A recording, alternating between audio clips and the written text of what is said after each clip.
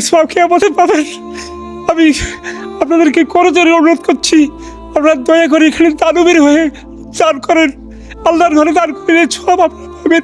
আমরা নামাজ পড়ে আপনার জন্য দোয়া করবো ইনশাআল্লাহ। ফেসবুক কোম্পানির সাহস নাই এই ভিডিওটা ফর ইউ থেকে আটকায়, কেননা ফেসবুক কোম্পানি যে তৈরি করছে তাকেও আমার আল্লাহ তৈরি করছে। আল্লাহর ঘরে এই মসজিদের ভিডিওটা এই ফেসবুক কোম্পানি কোনোভাবেই আটকাতে পারবে না। আমি বর্তমানে একটা আল্লাহর ঘর মসজিদে দাঁড়িয়ে আছি, পেছনে দেখতে পারতেছেন সকল মুসল্লিরা দাঁড়িয়ে আছে। টাকার অভাবে এই মসজিদের কাজ হচ্ছে না। আপনারা দেখতে পাচ্ছেন এই মসজিদের বাউন্ডারিটা এখন পর্যন্ত টাকার অভাবে দিতে পারতেছে না, তারা এখন পর্যন্ত ফ্লোরটা করতে পারতেছে না, শুধুমাত্র টাকার অভাবে। আপনারা হয়তোবা আপনাদের বাসাটা রাজপ্রাসাদ করে ফেলছেন। এই মসজিদের বর্তমান সংকটটা কি বলেন তো একটু?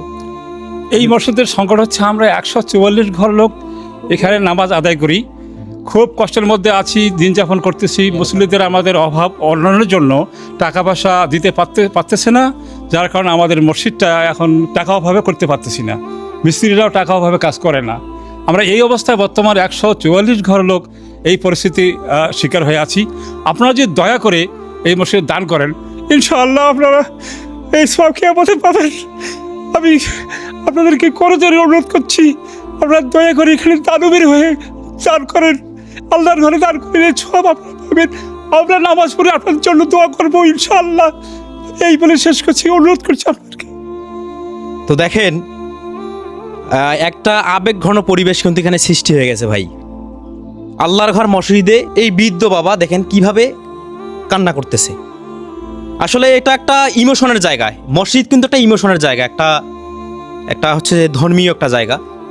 এই জায়গায় হচ্ছে যে প্রত্যেকটা মুসল্লি চায় যে তারা একটা সুন্দর পরিবেশে তারা নামাজ আদায় করবে, তারা সালাত আদায় করবে। তো আপনাদেরকে যদি আমি আরেকটু বলি যে এখানকার মুসল্লিরা এত আবেগ ঘন কেন হচ্ছে, তো আপনাদেরকে যদি আরেকটু পরিবেশটা দেখাই তাহলে আপনারা বুঝতে পারবেন। যদি একটু পেছনে আসি, দেখেন তারা হচ্ছে যে বর্তমানে এই ভাঙ্গা টিনের ঘরে নামাজ আদায় করতেছে। এই ভাঙ্গা চালার মধ্যে তারা নামাজ আদায় করতেছে। বর্ষা বাদলের দিন, বর্তমান হচ্ছে প্রচণ্ড পরিমাণে রোদ বৃষ্টি কিন্তু লেগেই আছে, তারা কিন্তু এই ভাঙ্গা টিনের ঘরটাতে নামাজ পড়তেছে। আপনাদেরকে আমি যদি ভিতরে একটু নিয়ে যেয়ে দেখাই, কারণ আপনাদেরকে ভিতরে না দেখালে আপনারা বুঝতে পারবেন না, এই এলাকার মুসলিমদের কষ্ট আপনারা বুঝতে পারবেন না, তাই আপনাদেরকে একটু ভিতরে নিয়ে যেয়ে দেখাই, একটু ফাস্ট আসো। অথচ আমরা আমাদের বাড়িগুলো, আমাদের ঘরগুলো রাজপ্রাসাদ বানিয়ে ফেলছি ভাই, আমরা রাজপ্রাসাদ বানিয়ে ফেলছি। আমরা আমাদের ঘরের মধ্যে মানে একটা ঘরের মধ্যে যতটুকু আসবাবপত্র লাগবে তার থেকে দ্বিগুণ আসবাবপত্র আমরা করে ফেলছি ভাই। কিন্তু দেখেন এই এলাকার মুসল্লিরা এই ভাঙ্গা চালার মধ্যে নামাজ পড়তেছে ভাই, মানে এটা কি মানা যায়? এলাকার মুসল্লিরা ভাঙ্গা চালার মধ্যে নামাজ পড়তেছে। আমি যদি এদিকে একটু আপনাদেরকে দেখাই যে দেখেন এখানে টিন দিয়ে পানি পড়তেছে, টিন দিয়ে পানি পড়তেছে, আর এই ঘরের মধ্যে 140 ঘর মানুষ নামাজ পড়তেছে। এই বর্ষা বাদলের দিন সাপ বিচ্ছু হয়তোবা এই ভাঙ্গাগুলো দিয়ে ঢোকে। এই ভাঙ্গাগুলো দেখেন, আপনাদেরকে আমি কি বলবো ভাই, এই মসজিদটার একটা করুণ একটা অবস্থা ভাই।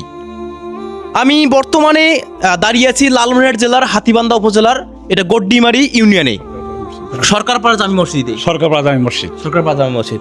আচ্ছা, আপনি দেশ এবং প্রবাসী ভাইদের কাছে আর একটু কি বলতে চান বলেন একটু? দেশ ও প্রবাসী ভাইদেরকে আমি অনুরোধ জানাচ্ছি, ওনারা যেন এই ভিডিওটা দেখে দয়া করে মায়া করে আর যেন ওরা কিছু আমাদেরকে সাহায্য করে, আমরা যেন এইখান থেকে এই যে দুর্ভোগ, এখানে সাপ বিচ্ছু পায়খানা করে আবার রাতে একটু সাপ টাসাপ করে দেয়, আমরা গন্ধে নামাজ পড়তে পারি না। তা আমরা ইনশাল্লাহ আপনারা যদি সহযোগিতা করেন, আমরা এখান থেকে উঠে উপরে যাইতে চাই। আপনাদের দানের দয়ায় আপনারা দান করুন, আমরা ইনশাল্লাহ আপনাদের কিছুর জন্য প্রত্যেক দিন দোয়া করবো মসজিদে উঠে। এই বলে আমি শেষ করছি ভাই, অনুরোধ করছি আপনারা দিবেন, দান করবেন সহস্তে।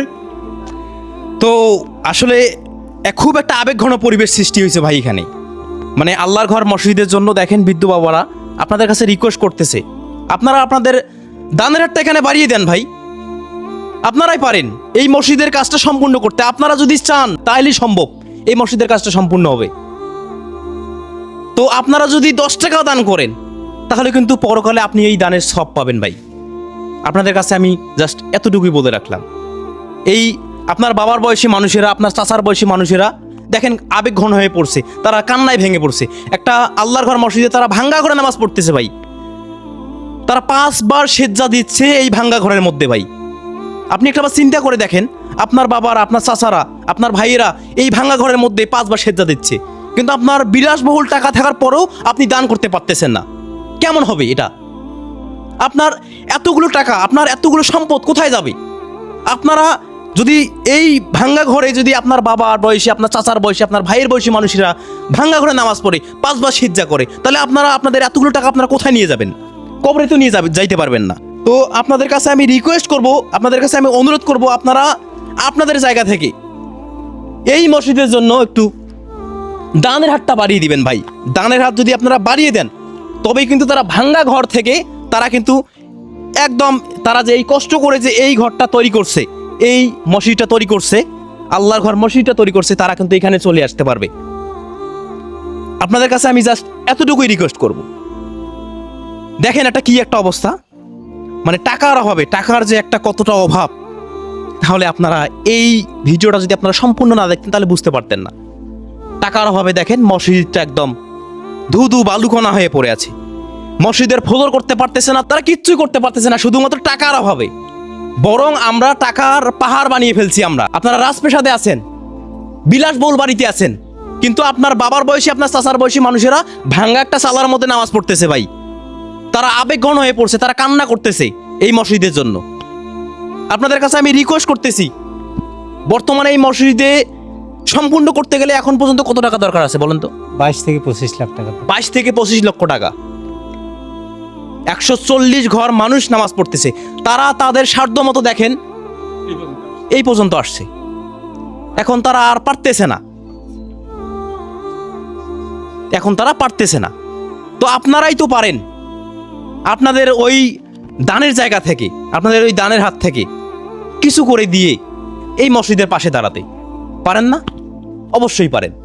আর যদি তাও না পারেন, তাহলে দয়া করে এই ভিডিওটা আপনার সামনে যা মাত্রটা শেয়ার করে দিন। মনে রাখবেন, আপনার একটা শেয়ারের মাধ্যমে হয়তোবা কোনো মানবিক মানুষের কাছে চলে যাবে, এবং এমনও কোনো মানবিক মানুষ যদি ফোন দিয়ে বলে এই মসজিদ কমিটিকে যে আমি 1 লক্ষ টাকা দিব এই মসজিদের জন্য, এমনও তো হতে পারে। তো আপনারাই শেয়ার করবেন। সবাই ভালো থাকবেন, সুস্থ থাকবেন। আল্লাহ হাফেজ, আসসালামু আলাইকুম।